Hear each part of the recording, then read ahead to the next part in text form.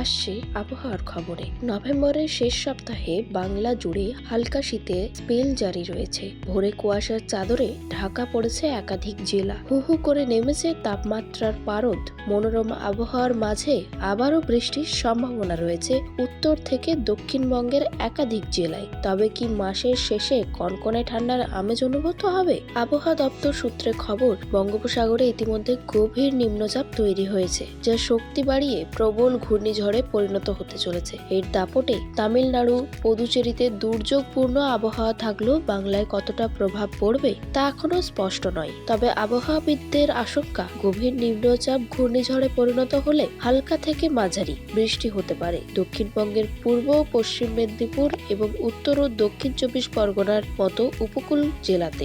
শুক্রবার থেকে রবিবারের মধ্যে এই 4 জেলায় বৃষ্টির সম্ভাবনা রয়েছে। তাছাড়া এই জেলাগুলিতে সপ্তাহান্তে মেঘলা আকাশ থাকতে পারে।